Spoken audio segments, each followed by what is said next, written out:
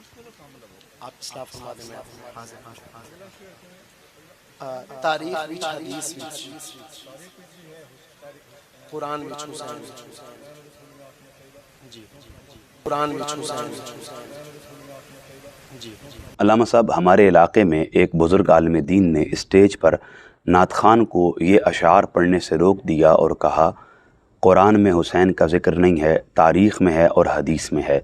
وضاحت فرما دیں کہ کیا امام علی مقام کا ذکر قرآن میں نہیں ہے؟ دیکھیں، بعض لوگوں کی عادت ہوتی ہے کہ جب ان کے سامنے سید الشہداء سیدنا امام علی مقام امام حسین علیہ السلام کا نام آتا ہے، ان کے چہرے کا رنگ اتر جاتا ہے، ان کے ماتھے پر شکن نمودار ہو جاتی ہے، ان کی طبیعت بے چین ہو جاتی ہے اور مزاج مضطرب ہو جاتا ہے، چونکہ ان کے نزدیک امام حسین صرف ایک تاریخی کردار کا نام ہے۔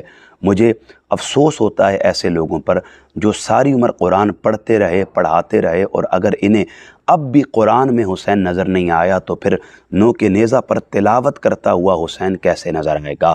اب نا آنا آیت مباہلہ میں رسول کے آگے حسین کیسے نظر آئے گا؟ یطہرکم تطہیرا آیت تطہیر میں رسول اللہ کی چادر میں حسین کیسے نظر آئے گا؟ الا المودۃ فی القربا رسول کریم کی قرابت کا مصداق بنتے ہوئے حسین کیسے نظر آئے گا؟ بیوت النبی نبی کے گھر والوں میں حسین کیسے نظر آئے گا؟ اور اگر اتنی واضح نشانیوں کے بعد بھی انہیں حسین قرآن میں نظر نہیں آیا تو پھر انعمت علیہم میں حسین کیسے نظر آئے گا؟ ہدی للمتقین میں حسین کیسے نظر آئے گا؟ اولئک هم المفلحون میں حسین کیسے نظر آئے گا؟ بل احیاء ولکن لا تشعرون میں حسین کیسے نظر آئے گا؟ اور اگر قرآن میں الحمد سے والناس تک انہیں حسین نظر نہیں آ رہا تو پھر نبی رحمت کے مبارک کندھوں پر حسین کیسے نظر آ گیا؟ نبی کی مبارک پشت پر حسین کیسے نظر آ گیا؟ نبی کی گود میں حسین کیسے نظر آ گیا؟ نبی کے خطبوں کو روکتے ہوئے حسین کے استقبال میں کھڑے ہونے کا منظر حسین کیسے نظر آ گیا؟ اور اسی طرح مدینہ کی گلیوں میں آقا کریم کا حسین کے پیچھے جاتے ہوئے حسین کے لیے دوڑنا کیسے نظر آ گیا؟ اگر انہیں قرآن میں حسین نظر نہیں آ رہا تو پھر انہیں ان سارے آثار میں، روایات میں، معاملات میں، نسبت رسالت کے فیضان میں حسین کیسے نظر آ رہا ہے؟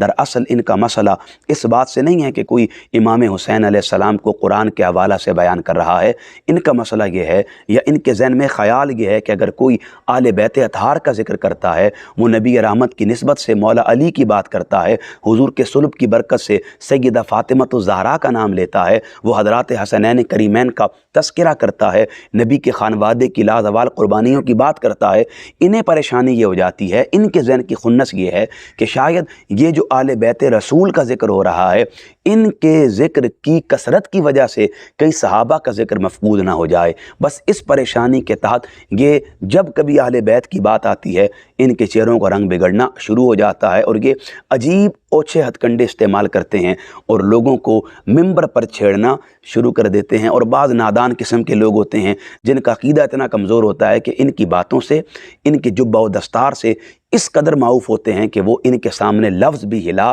نہیں سکتے، زبان سے نکال نہیں سکتے، جبکہ حقیقت کیا ہے میں آپ کو بتا دوں۔ یہ جن صحابہ کرام کے ذکر کے بارے پریشان ہوتے ہیں، ان کا ذکر اللہ نے قرآن میں بیان کر دیا، ان کو رفعت کا معیار آقا کریم نے اپنی حدیث اور مبارک ارشاد میں عطا فرما دیا۔